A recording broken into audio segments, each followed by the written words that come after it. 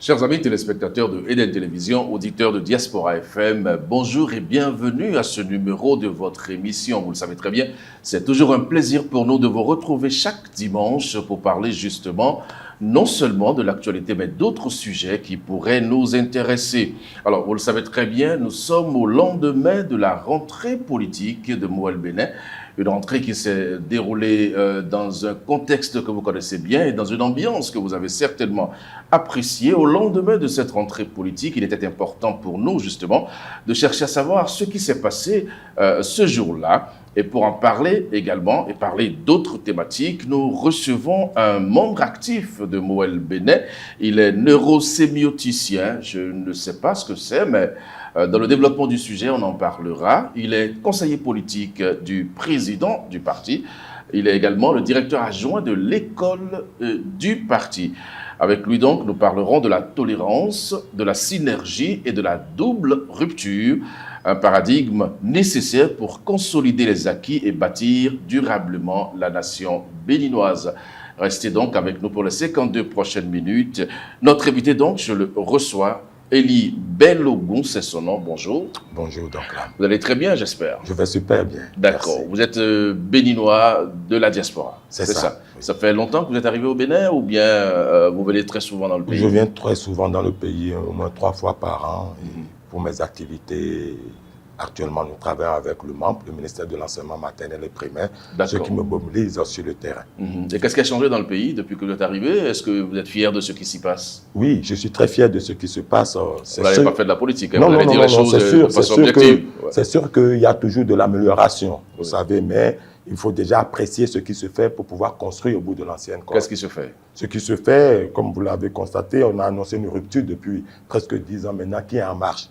Et c'est en ce sens que nous avons des changements précis dans certains aspects de notre société, en politique, les réformes qui ont été faites. Il y a des changements en politique? Oui, il y a beaucoup de changements. Il y a des réformes qui sont en marche. Vous savez, quand on entame des réformes, il ne faut pas être pressé de voir les résultats. C'est dans un moyen et long terme que ces réformes prennent sens. Mais pour le moment, quand on voit l'esprit de ces réformes, on peut se dire où est-ce que nous espérons y aller avec ces réformes. Mais tout le monde dit qu'en politique, les réformes ont été un échec. Bon, ça dépend, c'est relatif. L'échec, ça dépend de la perspective, de la perception de la réalité. Vous savez, percevoir une réalité est très relative, dépendamment justement de nos intérêts et de nos ambitions par rapport à la chose dont on parle. Et quand on parle de la politique béninoise, quand vous savez très bien, sans langue de bois, que la majorité d'entre nous, quand on parle d'échec, c'est peut-être et sûrement que nous n'avons pas eu nos intérêts personnels que nous ambitionnons à travers ces réformes. Mais pour la nation et ce qui est notre vivre ensemble et le construire collectif, je crois que quelque chose se fait et sur ça, il faut être honnête. Remarquez ce qui se fait, comme je le disais tantôt, tout n'est pas rose, il faut bâtir sur ce qui se fait et construire l'avenir. Mais voilà des réformes politiques qui ne nous permettent pas aujourd'hui de sortir des potentiels candidats des partis politiques. C'est un échec de la réforme. Non, puisqu'aujourd'hui, vous allez voir que tous les partis pratiquement sont disloqués. On voit des voix qui ne sont pas des voix concordantes, alors que c'était des choses contre lesquelles la réforme devait lutter. Oui, vous savez, pour une réforme marche, il faut l'esprit des humains. Et j'ai toujours dit ça, et c'est là où nous parlons de la double rupture. Quand nous regardons les schèmes cognitivo-comportementaux que nous avions en lien avec la politique d'antan, c'est sûr que nous pouvons dire qu'il y a eu échec au niveau des réformes. Mais si nous nous mettons dans une perspective de moyen et long terme, comme je le dis, nous pouvons, à travers ces réformes, voir que nous pouvons avoir des changements structurels et pertinents. C'est-à-dire, au niveau des partis politiques, avant, c'était le marché. Plus de 200, 300 partis. Aujourd'hui, nous avons réussi à serrer la chose, d'une part, et d'autre part, à donner des propositions de loi et de réformes qui nous permettent d'entrevoir le militantisme, la construction d'une idéologie dans le parti et la promotion des idées et la méritocratie. C'est une marche. Et une marche ne se fait pas du jour au lendemain. Ça prend du temps et surtout, nous venons de loin en tant que nation. Voilà, c'était une parenthèse. Je ne la referme pas. Je la laisse ouverte parce que je reviendrai certainement sur cet aspect de la chose. Vous êtes neurosémioticien. Qu'est-ce que ça veut dire? Bon, neurosémioticien, c'est l'association de deux disciplines. Les neurosciences qui nous permettent de voir comment le cerveau est structuré pour produire et interpréter du sens et la signification, et la sémiotique qui nous permet de comprendre les principes de l'entendement humain. Ces deux disciplines mises ensemble nous permettent de voir comment l'être humain explore l'apprentissage, comment l'être humain explore sa réalité quotidienne et comment il explore le sens pour lui et pour les autres dans sa communauté. Et on apprend ça où? Bon, on apprend ça dans des universités. C'est sûr qu'en Afrique, il y a très peu de sémioticiens. Oui. Moi, je suis chercheur à l'Université du Québec à Montréal, à l'UQAM, qui est l'une des seules universités qui propose le doctorat en sémiotique. Donc, je fais mon doctorat en sémiotique, beaucoup plus axé sur une approche neurosémiotique de l'apprentissage chez les individus et dans les organisations. Et vous pensez que cette science est importante pour l'Afrique? Très importante, très importante, parce qu'en ce sens que vous savez, qu'est-ce qui fait l'humain? Ce sont les croyances et les valeurs, la production du sens. Nous sommes ici aujourd'hui parce que nous donnons sens à ce que nous faisons. Donc la motivation intrinsèque de l'être humain pour se mettre en activité, c'est le sens. Donc c'est très important de comprendre comment l'esprit humain produit, interprète le sens en lien avec nos valeurs et nos croyances. Donc c'est très important pour les sociétés comme les nôtres, pour penser notre réalité socio-culturelle et le développement que nous souhaitons avoir dans un moyen ou long terme. Alors, donc, ce sont des disciplines qui ne sont pas connues en Afrique, mais qui sont très importantes et pour notre réalité et le développement que nous souhaitons. Actuellement, nous travaillons avec les neurosciences éducatives, avec le ministère de l'enseignement maternel et primaire, qui a compris que ce sont des disciplines dont nous avons besoin pour donner une qualité à la formation de nos enseignants et une qualité à l'école béninoise. Et qu'est-ce que vous cherchez en politique alors? Pourquoi vous rentrez en politique? Vous êtes neurosémioticien, vous avez une science, vous avez des projets, vous travaillez avec le ministère de l'Enseignement, vous n'avez pas votre place en politique, normalement. Bien sûr, en politique, il faut accompagner la politique justement, surtout avec les réformes qui se font au pays. Les partis politiques doivent, qu'on parle de l'école du parti. Comment on peut entreprendre... Vous enseignez ça dans l'école du parti aussi? Oui, non, je ne l'enseigne pas, mais ça me permet d'entrevoir les programmes de formation que nous pouvons avoir pour nos cadres et pour nos membres. D'accord. Donc pour moi, les neurosciences et la sémiotique sont des disciplines très importantes pour la politique et pour toute la société en général. En quoi c'est important? Vous savez, un être humain fonctionne comment? À travers un cerveau et un esprit.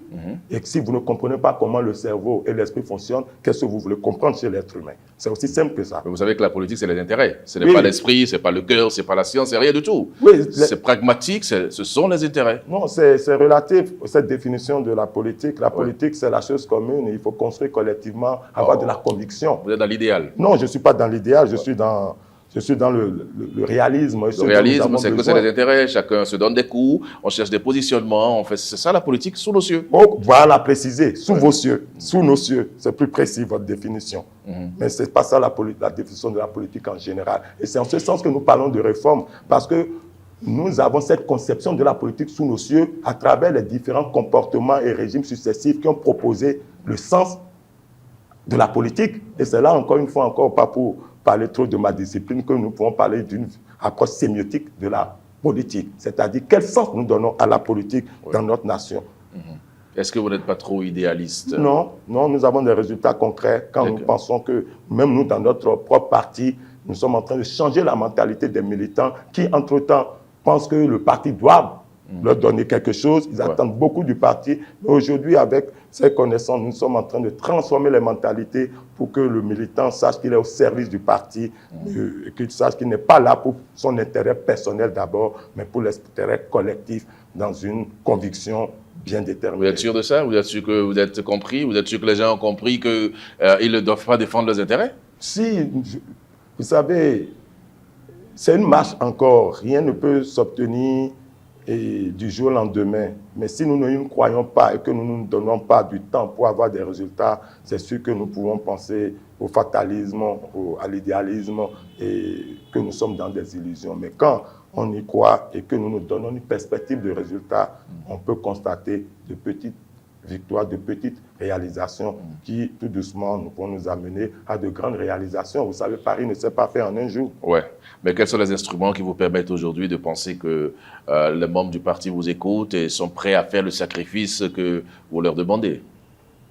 Bon, au jour le jour, nous avons au sein de notre parti des réalités, des gens qui démissionnent, des gens qui reviennent, des gens qui pensent que ce que nous faisons peut être des différent. Des gens que vous allez chercher, vous aussi? Non, non, les gens viennent à nous. Et vous pouvez refuser? Pourquoi vous acceptez tout le monde? Mais nous acceptons tout le monde parce que nous sommes un parti politique et que si les gens voient que notre vision, notre idéologie la vision et l'idéologie vont avec leur commission, ils peuvent nous rejoindre. Même s'ils quittent d'autres partis politiques pour venir vers vous? Oui, même s'ils quittent. Alors que vous êtes contre la transhumance? Nous sommes contre la transhumance, Oui. mais ça dépend à quel moment. Si c'est à la veille des élections que nous nous précipitons à démissionner de parti à parti, là, nous sommes contre cette transhumance. Mais si, pendant l'animation de la vie politique, très loin des élections, et quelle qu'elle soit, nous avons, oui, parce que nous pouvons perdre la confiance en un parti. Ouais. Nous pouvons, dans le temps, mûrir des réflexions, notre conviction peut changer, donc nous sommes ouverts et dans une forme de tolérance à accepter ces gens, tout en leur montrant qui nous sommes et en exigeant d'eux la vérité, le travail et l'authenticité pour avancer. Vous avez parlé justement de tolérance, M. Élie Bellogun. Jusqu'où il faut tolérer les choses? Il faut tolérer les choses jusqu'à la limite de la raison. C'est-à-dire? C'est-à-dire, nous devons accepter les différentes idées, les différentes convictions. Nous devons accepter tout ce qui peut construire la nation, quelles que soient nos divergences, sans toutefois franchir, comme le disait mon président Jacques, certains Rubicons. OK. Vous savez, notre nation, excusez-moi l'expression, n'est pas encore totalement une nation. C'est vrai. C'est dans une forme de tolérance que nous pouvons construire l'unité nationale et à partir de cette unité nationale, penser que nous sommes une nation avec des valeurs propres à nous, mais avec nos divergences. Mais est-ce qu'au sein de votre parti politique, Mawel Bénin, est-ce que vous êtes tolérant? Est-ce que vous pratiquez la tolérance? Vous savez, nous pouvons... C'est un parti que je connais très bien. Oui, oui, donc oui, rassurez-vous, oui, oui. Vous n'allez pas nous dire n'importe quoi. Non. Est-ce que vous pratiquez la tolérance? Oui, nous pratiquons la tolérance en notre propre sein. Et cette tolérance passe par beaucoup de discussions. Dites-nous. Oui. Et je prends l'exemple de quelques faits qui nous sont arrivés, quelques camarades qui ont fait des erreurs et qui n'ont pas encore compris. Quand nous disons nous sommes un parti de vérité, de travail, ceux-là, vous savez, tout le monde n'est pas dans la même dynamique. Il y en a qui pensent que c'est toujours la vieille mentalité. Le parti leur doit quelque chose, doit leur donner quelque chose. Oui. La tolérance nous amène à nous asseoir à discuter, à former ces gens sur notre vision du patriotisme politique et du militantisme politique. Et naturellement, nous avons avancé sur cette pratique de la tolérance parce qu'entre-temps, personnellement, je l'ai fait, je ne citerai pas des noms. Nous ne sommes pas tolérants, nous écrivons et nous renvoyons les gens qui ne respectent pas nos valeurs. Mais avec le temps, nous tombons dans la discussion, dans les échanges, pour comprendre la divergence des uns, tout en sachant qu'est-ce que nous avons ensemble. Et bizarrement, pas bizarrement, naturellement, ce que nous avons souvent ensemble dépasse ce qui nous divise. Vous voulez dire que ce qui vous unit est plus fort que ce qui vous divise? C'est ça. D'accord. Vous parlez également de la notion de synergie. De quoi s'agit-il? Et tolérance, la tolérance doit nous amener à une forme de synergie. Comme je disais tout à l'heure, nous ne sommes pas encore une nation pour prétendre nous diviser et faire une certaine forme d'opposition. Je dis souvent que s'il y a Julien qui est dans un parti A, Jacob dans un parti B et Pierre dans un parti C, peu importe les divergences de ces partis, mais si Julien a quelque chose à apporter, Jacob et Pierre, nous devons, dans une forme de tolérance, faire une synergie dans le travail pour construire cette nation que nous avons tous hâte. Est-ce que vous ne rêvez pas trop? Non, vous savez, parce que vous savez, quand nous oui. rentrons dans les sciences de l'innovation et de la créativité, on nous dit que si ce que vous voulez faire d'innovant, les gens ne vous disent pas que vous êtes rêveur ou fou, ça veut dire que ce n'est pas encore innovant. Mais le Bénin a besoin d'innovation sur toutes les formes, en commençant par justement la transformation de notre héritage, ce que j'appelle notre héritage cognitivo-comportemental. Nous ne pouvons pas prétendre avoir de nouveaux résultats, des changements en nous comportant de la même manière. Vous savez, je peux citer qui vous savez. Allez-y. C'est Einstein qui dit ça. Nous ne pouvons pas vouloir des changements et des transformations en ayant les mêmes comportements. Mais si nous prenons le Bénin, historiquement, jusqu'aux années 90, qu'est-ce que nous avons comme schéma et héritage? On avait quoi? Excusez-moi, d'abord, c'est défavorable à la construction de la nation. Vous l'avez dit, l'intérêt personnel, le népotisme, je dirais même une forme de je ne prononcerai pas ce mot. Vous pensez que ça a changé? Ça n'a pas changé. Et vous pensez que ça va changer? Ça va changer si nous prenons nos responsabilités. Nous allons de mal en pire lorsque vous observez le milieu politique. Il y a des pratiques qui ont la peau dure. Si, en effet. Et on n'a même pas espoir que ça change. Si, parce que justement, nous n'avons pas une meilleure compréhension du changement. Le changement ne s'obtient pas sur 5 ans, sur un mandat, sur 2 mandats. Le changement est prospectif. Et le changement prend des structures. Okay. Je prends l'exemple de ce que nous proposons. Nous proposons justement, on en parle, de la double rupture. Vous savez, aujourd'hui, il y a beaucoup de choses qui ont changé. Par exemple, payer ses impôts, avoir un IFU. Ça n'existait pas. Tout le monde pratiquement était dans l'informel. Mais aujourd'hui, ça a commencé à changer. Et nous devons travailler de façon profonde à changer cet héritage défavorable en un héritage favorable. C'est là où nous parlons de la double rupture. En fait, la double rupture. On n'a pas fini de parler de la rupture. Et vous y amenez maintenant la double rupture. Oui. Parce qu'on n'a pas besoin de finir la rupture avant de la double rupture. Pas finir sur la rupture. Vous parlez de la rupture. La rupture, on constate que, bon, ok, c'était un thème de campagne, c'était un slogan. Dans les faits et dans la pratique, il n'y a pas eu vraiment la rupture dans un certain nombre de choses.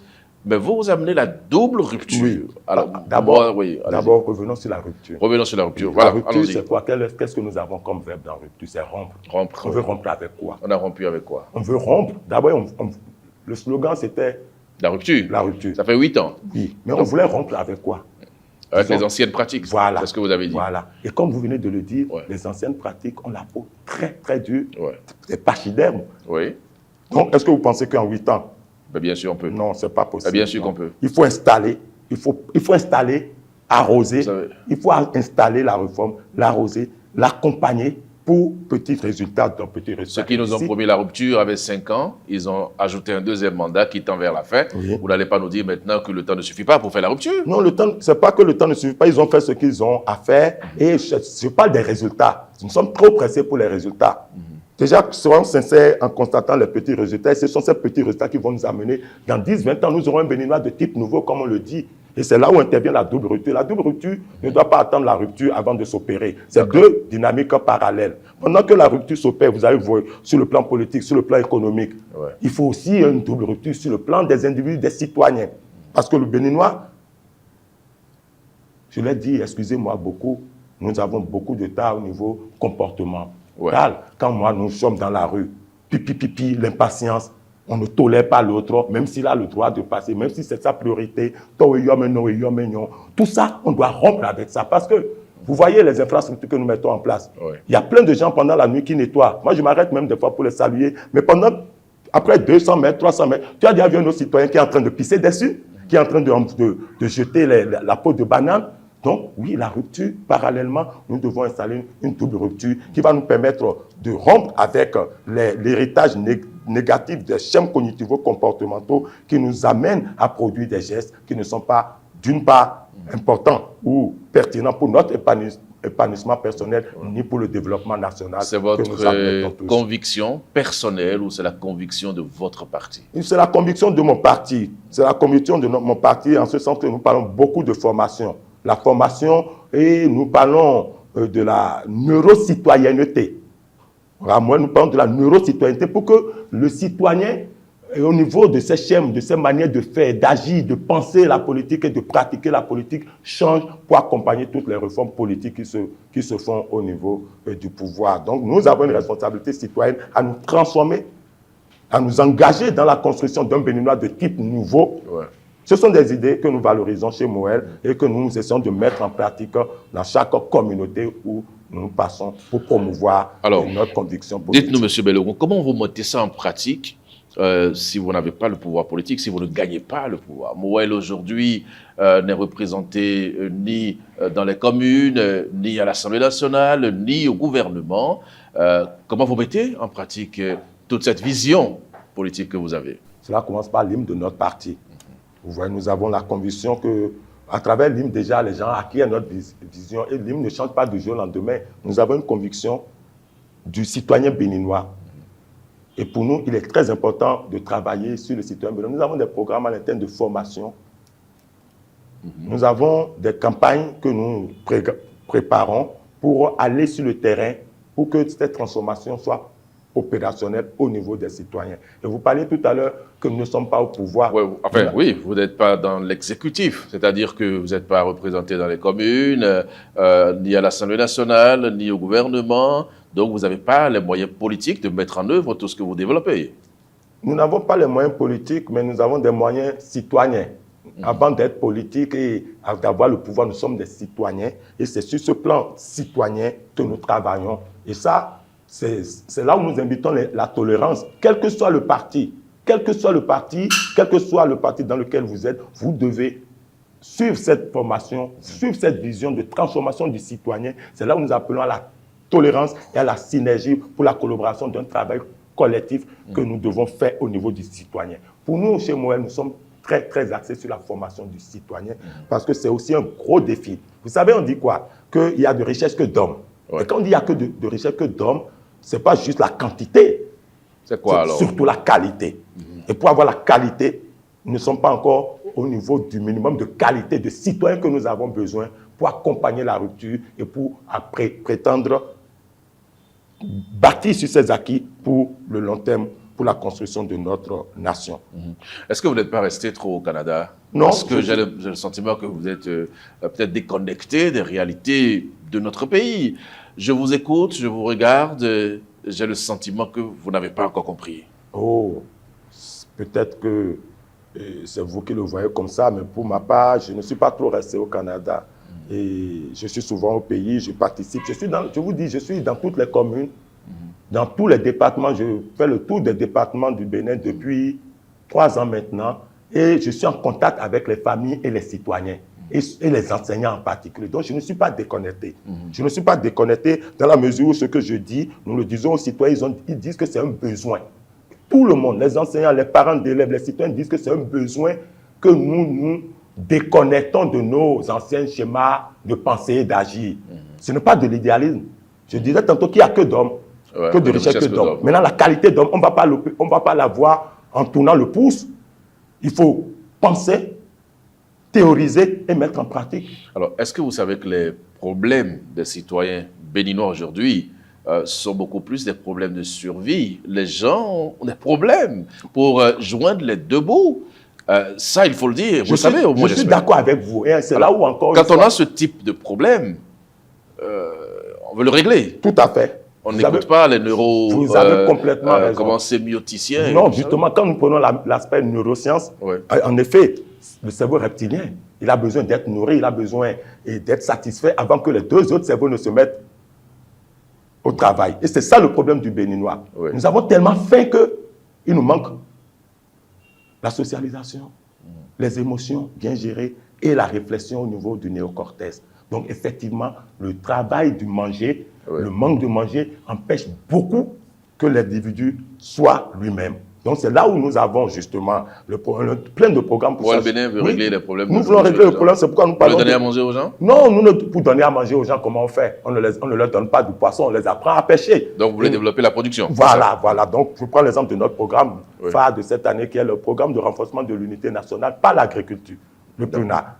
Et ce programme, nous y croyons, car nous sommes un pays d'agriculture, nous avons des terres érables et nous pouvons aussi à travers ça produire et consommer ce que nous produisons. Et là, nous avons le défi de l'employabilité des jeunes. Donc, effectivement, nous parlons de tout ça, de toute cette transformation, mais nous sommes conscients que sans régler le problème du cerveau reptilien, c'est sûr que, effectivement, tout ce que nous disons serait illusionniste et idéaliste. Donc, nous tenons à ça. C'est pourquoi l'agriculture, pour nous, est une valeur sûre. Et justement, nous appelons à la synergie, à une collaboration pour que nous prenions l'agriculture comme un levier très important de notre développement national. Et quand nous parlons de tolérance, effectivement, tout ce programme de PRUNA, il sera déployé sur le territoire national et nous ne les offrons pas juste aux jeunes moëliens, nous les offrons à tout jeune béninois qui est en chômage, qui a besoin de travailler et avec qui nous allons développer la conscience que l'agriculture est un levier puissant et que l'agriculture, c'est une valeur sûre pour notre République. Donc, la question du manger nous tient aussi à cœur, mais nous ne voulons pas donner du poisson aux gens, nous voulons les apprendre à pêcher. Mais vous parlez d'agriculture et tout le reste, mais depuis qu'on parle de la crise du soja au Bénin, par exemple, Moël ne s'est jamais prononcé sur ça. On ne vous a pas entendu parler. Oui, nous ne sommes pas obligés de nous prononcer. Ce sont les actions qui donnent des Quelles résultats. actions? Nous faisons des actions tous les jours avec les paysans de notre parti. Nous avons fait des rencontres, mais on n'est pas obligé de tout publier. Nous ne sommes pas obligés de tout mettre devant la presse. Il y a des actions qui se font et que la presse n'est pas au courant. Mais cette crise a duré. Cette crise a fait l'actualité. Il y a eu beaucoup de partis politiques qui se sont prononcés là-dessus. Oui, vous voyez, tous les partis politiques qui se sont prononcés là-dessus, c'est toujours contre l'autre, contre l'autre. Nous ne sommes pas dans cette discussion et c'est là où nous parlons de la tolérance. Quand nous avons des situations précises comme ça pour la République, essayons d'éviter de politiser ces situations. Vous pensez que la crise de Soja a été politisée? Par qui? Par le régime en place? Pas le régime. Vous venez de parler de tous les partis politiques. Oui, mais on a vu des déclarations de UP, BL, c'est le régime. Mais au final, il faut comprendre ce que, par exemple, là, nous parlons du régime en place. Il faut comprendre déjà quel est le résultat attendu, quelle est la vision du gouvernement pour ce genre de démarches. Mais si on ne comprend pas et que nous nous mettons dans une dynamique d'opposition, c'est très facile à vouloir prendre des crédits politiques en critiquant ce qu'on n'a pas compris. D'accord. On parle de l'école du parti Mowel Benin. Qu'est-ce que vous faites concrètement dans cette école? À part tout ce que vous avez dit là, vous faites quoi d'autre? Dans cette école, la première chose que nous essayons de faire, c'est former nos militants et nos cadres. Oui, on a parlé de la formation, c'est vrai. À partir de là, nous faisons de la recherche. Moi, j'ai participé à une recherche avec mes collègues de l'école et c'est en ce sens que nous avons vu à la fin qu'il nous faut un programme. C'est ça, à partir des recherches, nous développons des programmes. Ça, c'est la deuxième activité. À part les formations, nous faisons beaucoup de recherches. Nous rentrons, nous allons poser des questions aux citoyens, nous collectons des sondages, et puis nous analysons. Et c'est l'une de ces recherches qui nous a permis de comprendre que nous avons un problème de schème cognitivo-comportemental et que la rupture seule ne nous permettrait pas d'accéder à un développement. Il faut la double rupture au niveau du citoyen pour entreprendre et sa participation effective et pertinente dans la construction collective. Donc, nous faisons des formations, nous faisons de la recherche et nous faisons aussi de la prospection. Qu'est-ce que le Bénin? Par exemple, dans 40 ans, notre indépendance aura 100 ans. Oui. Bon, qu'est-ce que nous pensons du Bénin du centenaire, le Bénin de demain? Donc, nous travaillons aussi dans cette perspective tout en tenant compte des réalités d'aujourd'hui. Mais il y a un programme national sur cette thématique. Oui. Déjà dans quelques jours, je pense, sous le haut parrainage du président de la République, et il va être lancé des assises qui parleront justement des 100 de centenaires de l'indépendance de notre pays. Vous participez à ça? D'une manière ou d'une autre, ça fait un moment que nous nous parlons de ça, de comment, à partir d'aujourd'hui, nous pouvons construire un Béninois de type nouveau pour le Bénin nouveau, le Bénin du centenaire. D'accord. Donc, formation, recherche et prospection, ce sont des activités phares de notre école. Alors, une question qui m'intéresse, qui intéresse certainement nos téléspectateurs et auditeurs, votre développement, votre thématique, vous la développez en français, mais vous savez très bien que les Béninois ne sont pas très alphabétisés. Comment arrivez-vous à atteindre la dernière des cibles avec ce langage que vous tenez sur notre plateau? C'est parce que sur le plateau, nous allons dans la société, nous parlons plusieurs. Par exemple, personnellement, je parle plusieurs langues béninoises. Mais ceci n'empêche pas que dans nos équipes, nous avons dans nos différentes communications, nous avons les différentes langues sur lesquelles nous travaillons. Par exemple, si nous allons à Djougou, après avoir parlé en français, on parle d'hindi. Amatine Sansan, ni Matine. Moi, je comprends pas. Je n'ai pas les qualités que vous avez. Nous sommes Matine aussi. D'accord.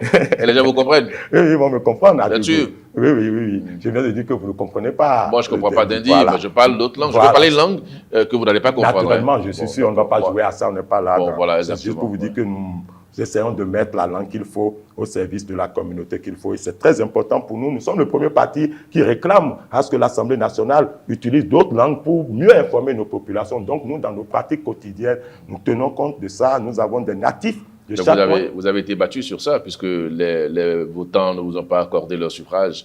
Vous n'avez pas eu de député. Oui. Vous savez, ce que nous proposons, et vous l'avez dit, les comportements et les pratiques ont la peau dure. Et ce que nous proposons, nous sommes conscients que le citoyen ne peut pas que nous sous-estimons nos compatriotes, mais ça prend du temps pour comprendre et accompagner. Donc, c'est un travail quotidien que nous faisons à Moël et c'est ça qui nous prend aussi la neurocitoyenneté, la double rupture. Parce que si nous restons dans les anciens schémas, nous ne pourrons pas comprendre ce que propose et ce que fait Moël Bénin. D'accord. Alors, M. Eli Belogun, je veux rappeler très rapidement à ceux qui nous suivent que vous êtes neurosémioticien, membre actif de Moël Bénin, conseiller politique et directeur adjoint de l'école du parti. Le prétexte de cette discussion entre vous et moi, c'est bien évidemment la rentrée politique de Moël Bénin qui a eu lieu il y a quelques jours seulement.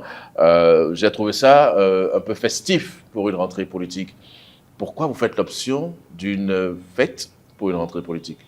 Et pourquoi pas, c'est une rentrée. Il faut, vous savez, on parle de la motivation chez l'être humain.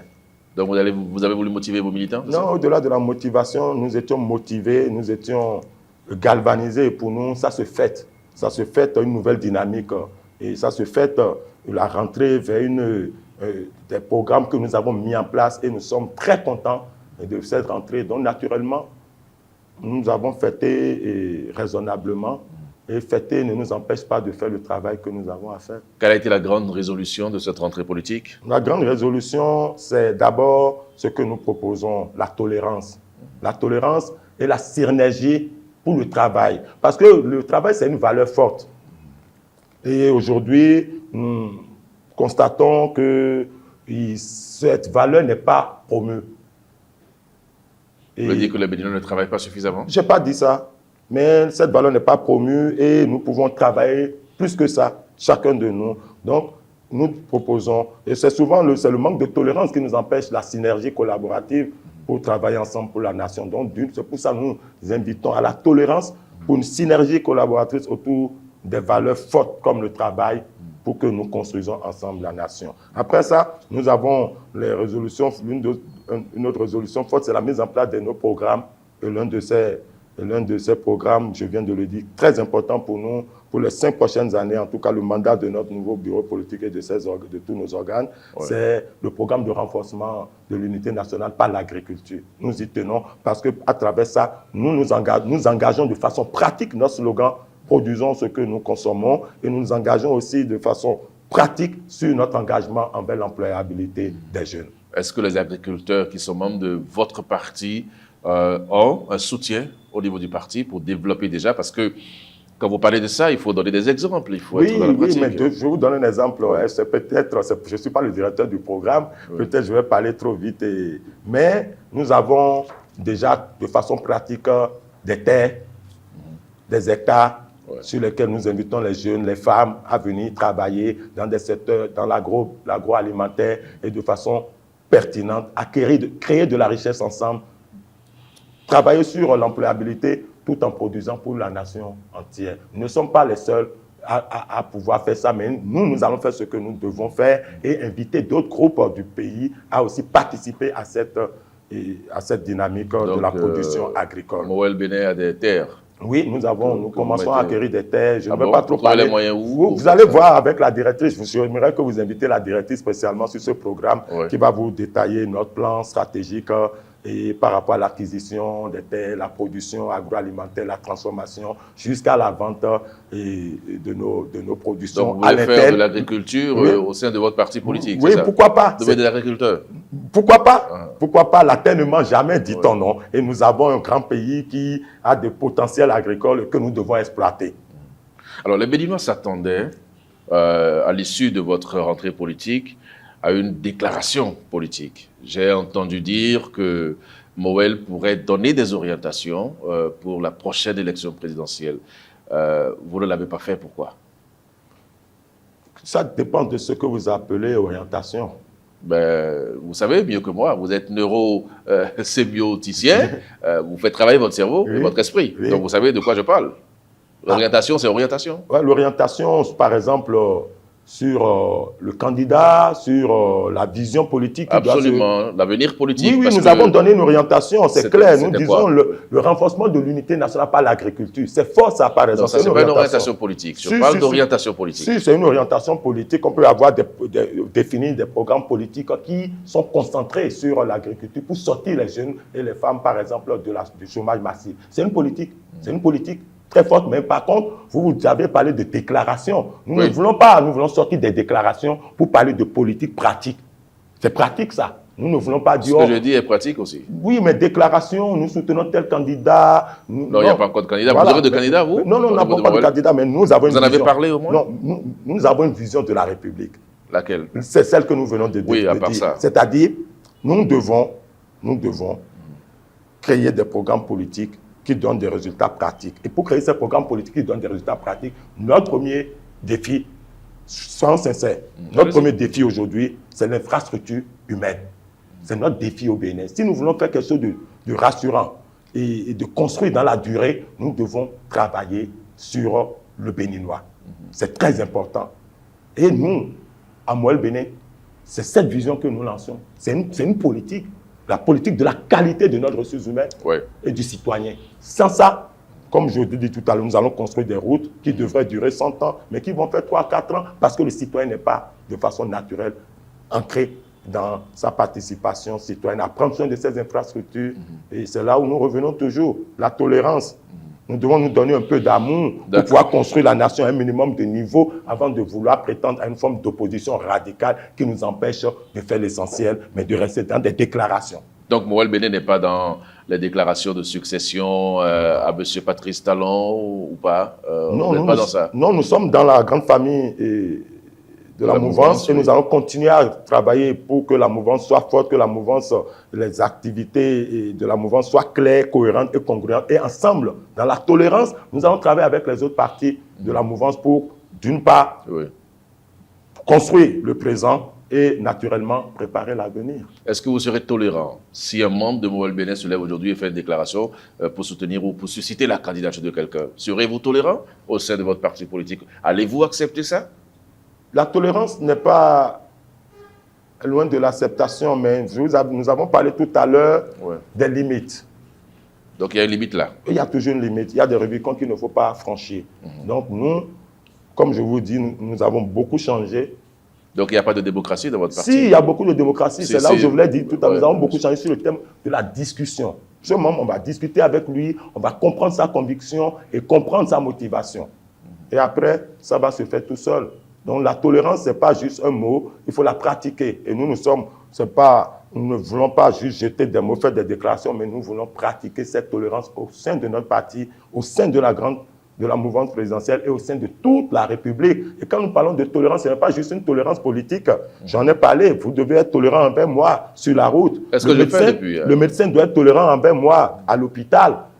La femme vendeuse, même si elle dit 10 000 et je dis 3 000, au lieu de m'insulter, elle peut être tolérante avec moi. Donc nous parlons de la tolérance dans toutes les sphères de notre société pour qu'ensemble nous bâtissons un minimum commun avant de prétendre à une opposition radicale, comme je le disais. D'accord. Alors quand vous parlez de tolérance, vous parlez de synergie, vous parlez de double rupture, vous dites que c'est pour consolider les acquis. De quels acquis s'agit-il? Et soyons sincères, nous venons de très, très, très loin. C'est-à-dire? En termes de la construction et du cheminement de notre pays vers une nation, nous venons de très loin. Et ce qui a été fait ces dernières années, on aurait pu le faire depuis les indépendances. Ça n'a pas été fait. Donc c'est un acquis très précieux. Donnez des exemples d'acquis. Regardez ce qui se fait au niveau de la qualité de l'éducation, les différentes structures. Regardez ce qui se passait dans nos universités. Dans nos universités, une fille, c'était très difficile pour elle d'obtenir son diplôme. Un garçon, il n'y avait que du bordel. Il y avait manque de déontologie. Non. Et puis tout était politisé, même au sein de l'université. Regardez au niveau du syndicalisme. Vous ne pouvez pas présenter un tableau aussi sombre de ce qui était, puisque puisque les universités, les mêmes universités dont vous parlez, ont sorti des cadres. Des cadres. Qui dirigent aujourd'hui le pays. Et le président de votre parti est sorti de cette université-là. Oui, c'est sûr qu'ils en sortent. Vous ne dites pas que... Non, c'est sûr qu'ils en sortent, mais d'une autre, n'oubliez pas que Kérékou avait parlé des intellectuels carrés, d'une part, ce n'est pas moi qui l'invente, et d'autre part, quand vous parlez de ces universités, si nous prenons les 100 premières universités du monde, est-ce qu'on est dedans? Donc, c'est très simple. Ceux-là qui se sont en sortis... Est-ce qu'aujourd'hui, nous sommes dedans? Non, nous travaillons à ça. Au moins, nous avons compris qu'il faut reformer, qu'il faut refaire des choses. comment le président a mis en place un conseil de déontologie pour l'éducation. Récemment. Voilà. Donc, ce sont des changements. Je ne parlerai même pas des infrastructures, mais au niveau même de la vision. On parlait de quoi? Les slogans qui venaient. Qui a pensé qu'on pouvait rompre avec certaines habitudes? Ici, non. On dit ici, c'est le 2-2-9. Ici, c'est le Bénin, c'est comme ça se passe. Mais aujourd'hui, nous sommes conscients que nous pouvons, dans une rigueur donnée, prétendre à changer certaines manières de penser et d'agir dans notre nation. Ce sont des acquis. Sur lesquels nous devons être d'abord conscients, et accepter et travailler pour construire sur ces acquis. Donc, mais si on commence à, excusez-moi, si vous êtes journaliste, je vous comprends que vous devez, mais si on prend l'exemple de dire que rien n'est fait et qu'il n'y a aucun acquis, vous voyez qu'on ne serait même pas prêt. Je n'ai pas encore dit ça. Non, je n'ai pas encore dit ça. Je vous demande de me donner les acquis. Vous étiez en train de parler de la lutte syndicale. Vous pensez que c'est un acquis d'avoir interdit les grèves, d'avoir suspendu la lutte syndicale? Je vous parle de la... Il faut comprendre l'esprit. Je vais vous donner un exemple. J'en ai parlé lors du dernier débat législatif, lors des élections législatives dernières, sur le débat en éducation. Je disais, soyons sincères. Il faut avoir une certaine forme de maturité, on peut dire psychologique, cognitive, intellectuelle, sociale, peu importe, avant de prétendre à faire certaines choses. Qu'est-ce que vous voulez dire? Et quand nous sommes dans un système où le citoyen qui veut être syndicat ne pense qu'à lui, le citoyen qui représente une corporation bloque le système pour des intérêts personnels. Est-ce que c'est sincère? Est-ce que c'est objectif de ne pas penser à réformer le syndicalisme? Moi, je ne sais pas de quoi vous parlez. Quelqu'un a bloqué une lutte pour ses intérêts? Je ne connais pas d'exemple. Qui a fait ça? Vous connaissez les pratiques d'ici? Non, je ne sais pas de quoi vous parlez. C'est vous qui m'informez. Les pratiques d'ici? Je ne connais pas, donc informez-moi. Parce que moi, je ne connais personne qui a bloqué on n'a pas besoin de prononcer des noms. On n'a pas besoin de prononcer des noms. Mais quand vous voyez l'histoire du syndicalisme au Bénin, à part quelques exceptions, on sait. Donc pour ça, il faut arrêter le droit de grève. Pas arrêter, il faut réformer, il faut reformer les gens, il faut mettre des gens dans une certaine posture. Au niveau même des étudiants aussi, on peut en parler, des associations d'étudiants. Au niveau des professeurs, comment les professeurs sont engagés à l'université, comment le recteur est nommé. Donc il y a beaucoup de choses. Et si nous n'acceptons pas, nous ne pouvons pas les accompagner, nous ne pouvons pas les valoriser et nous ne pouvons pas bâtir et construire le Bénin de demain. Donc pour vous, tout ce que vous avez dit là, ce sont des acquis. Oui, il y a des acquis. Il faut consolider. Oui, on pourrait continuer à trouver d'autres exemples, mais il y a des acquis.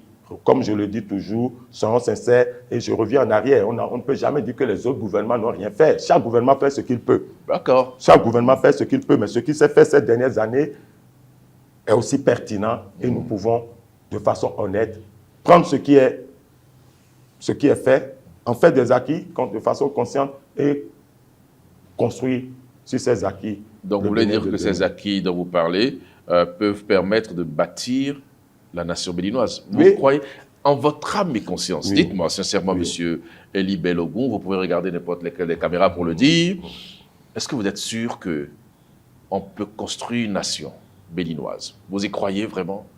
Oui, à mon âme et conscience, j'y crois. Mais quand je parle de construire la nation béninoise, c'est là où beaucoup de gens et moi ne sommes peut-être pas d'accord, parce que quand on parle de construire la nation béninoise, les gens pensent que c'est en 5 ans, en 10 ans que ça peut se faire. Notre nation a besoin d'une vision prospective. Et c'est là, si nous nous mettons dans une dynamique de 5-10 ans, c'est sûr qu'on ne va pas y croire. Mais si nous faisons de la prospection et que nous mettons notre pays dans une forme de dynamique prospective, nous pouvons y arriver. Il y a des secteurs qui sont très importants pour la nation, sur lesquels nous pouvons nous entendre et bâtir chaque année sur 20, 30, 40 ans. Quel secteur? Le secteur de l'énergie, par exemple. Sans énergie. Alors, parlons-en. On peut faire un programme prospectif pour l'énergie béninoise sur 20-30 ans. Vous avez vu le nombre de milliards investis par le régime que vous soutenez dans l'énergie et sans résultat? Oh, vous savez, soyons sincères, moi, il y a quelques années, il n'y avait pas cette journée où on vivait plein de délestage. Ça a changé? Ça a changé, même si ce n'est pas encore totalement ce que nous souhaitons, mais il y a un changement. Et c'est de petits changements en petits changements que nous pouvons réaliser. Mais quand vous voyez le nombre d'investissements déjà, avant cet investissement n'est pas fait ou la moitié est faite et l'autre partie est détournée. Donc, au moins ça, c'est déjà un acquis que nous puissions investir de façon massive, suivre et contrôler. Donc, soyons sincères, soyons patients.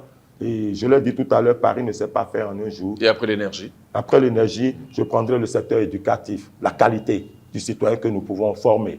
Le citoyen de demain, le Béninois de demain, là, ça nous prend la révision de façon détachée, de façon non politique, de nos curricula, de nos programmes de formation des enseignants. Donc ça aussi, ça peut être regardé. Nous prenons aussi le domaine de la santé.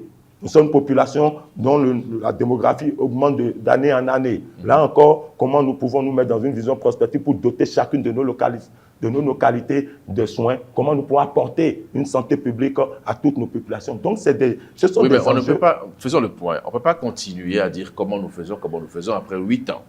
Dans le secteur de la santé, beaucoup de Béninois ne sont pas contents. Oui, je suis conscient. Est-ce que vous le savez? D'accord, oui, mais beaucoup de choses ont été faites. Comme quoi? Regardez aujourd'hui le nombre de cliniques privées qui opéraient sans licence, sans compétence, où nos citoyens mouraient. Ça a diminué. C'est un résultat concret. Nos citoyens meurent encore et toujours. Oui, mais moins. Vous êtes sûr de ce que vous dites? Ce n'est pas évident du tout. Oui. Et même moi-même, j'ai été victime de quelque chose qui aujourd'hui a changé. Avant, quand tu allais à l'hôpital, on ne pouvait pas soigner le malade si tu n'étais pas là pour donner un 2 000 francs ou un 3 000 francs au-delà de tout ce que tu as payé. Aujourd'hui, ça a changé. Vous êtes sûr? Oui, parce qu'on travaille sur la dématérialisation. Ce que vous dites est vérifiable. Oui. Donc, dites-nous les choses réelles. Vous ne pouvez pas amener un patient... Dommage que nous ne sommes pas dans les sciences statistiques au Bénin. Sinon, nous devions normalement disposer des chiffres du nombre de citoyens qui mouraient dans ces cliniques. Et aujourd'hui, on pourrait les mêmes statistiques, on allait faire une comparaison. Vous savez combien meurent au CNHU chaque jour? Les gens continuent de mourir, je n'ai pas dit le contraire. Pour des soins primaires, pour des choses je suis conscient de ça, je suis conscient de ça. Je suis conscient de ça. Je ne suis pas en train de dire que les gens ne meurent plus, mais je dis que le nombre a considérablement diminué. Et que si nous continuons sur ces efforts de façon continue, de façon continue, c'est une technologie qui vaut sa place. Nous pouvons justement espérer avoir des résultats consistants et construire notre nation. Mais si nous voulons, de façon peut-être partisane ou émotionnelle, juger un régime sur les résultats, soyons sincères, c'est la même manière au champ. Quand on sème, il faut sarcler, il faut attendre la pluie, il faut avant la récolte. Mais si nous sommes pressés de la récolte, c'est sûr que nous allons juger le paysan et l'agriculteur qu'il est mauvais. Il y a un domaine qui tient beaucoup à cœur aux Béninois, c'est le domaine de la justice.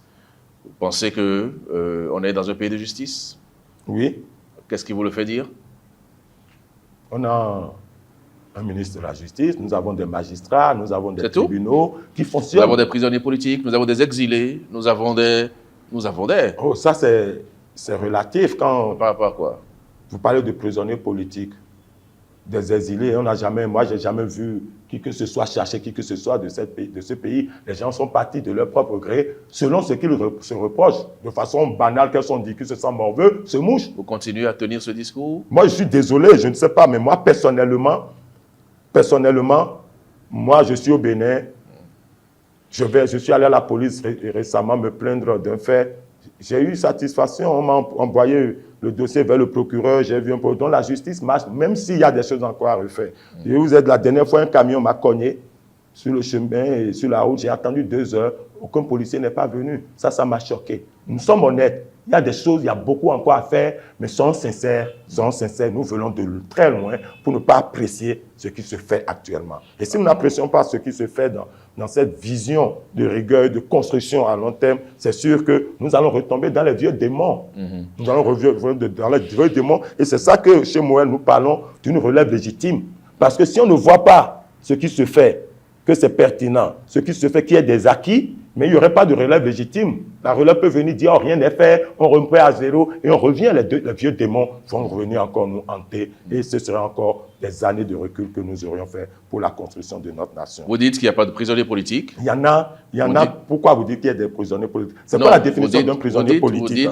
Monsieur Bellegon, vous dites qu'il n'y a pas de prisonniers politiques. Vous pouvez dire qu'il y a des politiciens en prison. Oh, ben, c'est un jeu de mots. Non, donnez-moi votre définition de prisonnier politique. Non, je ne vous donne pas ma définition, d'accord? Mais je vous dis ceci. Vous avez dit, et c'est un constat, qu'il n'y a pas de prisonniers politiques. Vous dites qu'il n'y a pas d'exilés. Non, je n'ai pas dit qu'il y a des exilés, mais vous avez dit qu'il y a des gens qui se reprochent des choses, mais pourtant, actuellement, on a dans les tiroirs de l'Assemblée nationale une proposition de loi d'amnistie. Alors, s'il n'y a pas tout ce que vous dites là, pourquoi alors il y a une proposition de loi? Oui, vous savez, quel groupe a fait la proposition d'amnistie? Peu importe. Vous parlez d'unité. Voilà, donc dès qu'on parle d'amnistie, c'est une forme de pardon, et qu'il y a une forme de reconnaissance qu'on ait fait des fautes. L'amnistie, ce n'est pas la grâce. L'amnistie efface tout. Oui, ça efface tout, c'est une forme de pardon. Donc ça veut dire que si nous proposons des lois d'amnistie, c'est que nous sommes conscients que les gens ont fait des erreurs et qu'on doit les pardonner. Donc du coup, pourquoi on parle de prisonniers politiques? C'est que des gens qui ont fait des fautes et ils sont en prison. Des erreurs politiques. Voilà, s'ils sont des politiciens, non, pas des erreurs politiques. C'est des politiciens peut-être qui ont des fautes et qui sont en prison. Quelle faute? Donc, peu importe, la justice a tranché. Donc, si nous proposons une amnistie, c'est que nous acceptons et nous sommes conscients qu'il y a eu faute et erreur pour qu'on les enferme. Et du coup, l'amnistie va venir les pardonner pour que dans la dynamique de la construction, nous soyons dans une forme d'unité nationale pour construire. Chez Moël Bénin, nous avons fait la même proposition de loi quand nous allons, lors de notre participation aux élections législatives. Votre projet de législature, c'était là-dedans. Donc, vous soutenez une loi d'amnistie. Ça, c'est pour une forme de reconnaissance des fautes. Et une fois que nous demandons à ce que le peuple et la nation pardonnent, mais il n'y a pas d'amnistie sans qu'il y ait faute reconnue et de façon publique et surtout par la justice et les contrevenants, ceux qui ont fait ces fautes. Donc, quand vous voyez très bien l'Assemblée nationale, c'est l'opposition. Donc, si l'opposition elle-même demande de l'amnistie, c'est qu'elle est consciente qu'il y a eu des fautes et qu'il y a eu des manquements qui ont amené des hommes politiques ou d'autres en prison. Donc, il y a des politiciens en prison, mais c'est très difficile de dire qu'il y a des prisonniers politiques. Oui, mais politiques. La mouvance reproche à l'opposition d'avoir initié cette loi et donc, justement, pour des questions de dividendes politiques. Ce n'est pas du tout bien à entendre lorsqu'on est dans un pays qu'on parle de dividendes politiques pour une question sur une loi d'amnistie. Oui, mais vous savez, ça devrait pouvoir unir tout le monde, comme vous le dites. Non, mais parce qu'il y a une forme de paradoxalité. C'est ça qu'on reproche à l'opposition. Comment vous pouvez justement dire qu'il y a des prisonniers politiques et que vous demandez amnistie? Donc, si vous demandez amnistie, c'est que vous êtes conscient que les gens... C'est là où on parle de dividendes politiques. Mais il faut être cohérent. Non, les dividendes politiques, c'est juste pour dire que, bon, l'opposition va se positionner désormais comme étant... le défenseur... Oui. Alors, la mouvance ne veut pas ça. Bon, alors que la mouvance est majoritaire à l'Assemblée nationale. Même dans la mouvance, nous essayons de voir, mais il faut reconnaître les fautes avant d'être pardonné. On dit faut avouer à moi. Oui, mais c'est à l'échelle de l'État. Vous voulez parler de construction d'unité nationale. Donc il faut sortir de prison les gens qui y sont. On va sortir, mais de quelle manière? De quelle manière? De façon hypocrite, de façon paradoxale, comme le propos de l'opposition. Ça dure déjà trop. Ça dure déjà trop, mais ils ont obtenu des peines. Ça n'a pas encore dépassé leur peine. Non, ça dure déjà trop, c'est relatif. D'accord. Alors, Monsieur Elie Bellegon, notre émission va se terminer. Déjà? Oui, nous avons fait 52 minutes. J'aurais vraiment aimé vous garder davantage pour aller en profondeur sur un certain nombre de choses. Mais, puisqu'on est obligé de tenir compte du temps, je vais vous demander maintenant de conclure l'entretien.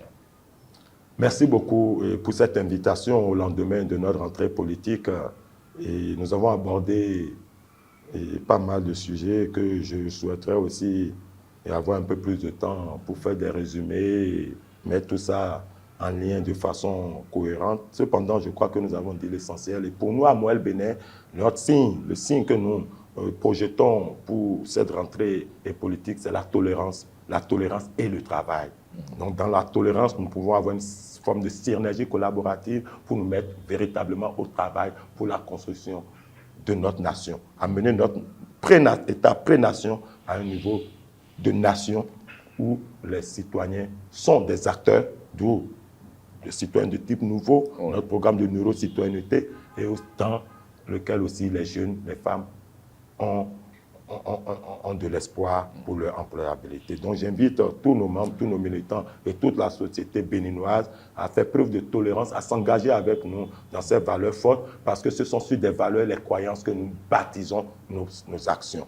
Donc voilà ce que nous proposons pour les 5 prochaines années, pour qu'ensemble nous construisons notre nation, la nation béninoise. Merci beaucoup, Monsieur Eli Bellogon. Mesdames et messieurs, chers amis téléspectateurs de Eden Télévision, auditeurs de Diaspora FM, désormais, la neurosémiotique n'a plus de secret pour vous. Vous avez toutes les informations sur cette science. Avec notre invité, conseiller politique de Moël Bénin, conseiller politique du président de Moël Bénin, directeur adjoint de l'école du parti, nous avons parlé de tolérance.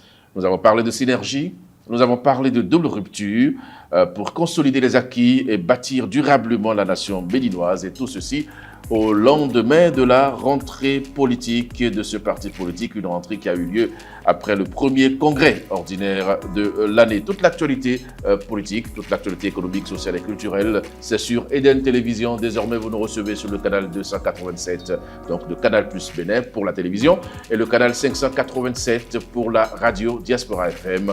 Merci de rester fidèle à nos programmes. Je vous retrouve dimanche prochain, si Dieu le veut, pour un autre numéro de votre émission, l'entretien du dimanche. Bon appétit à chacun et à tous et à très bientôt.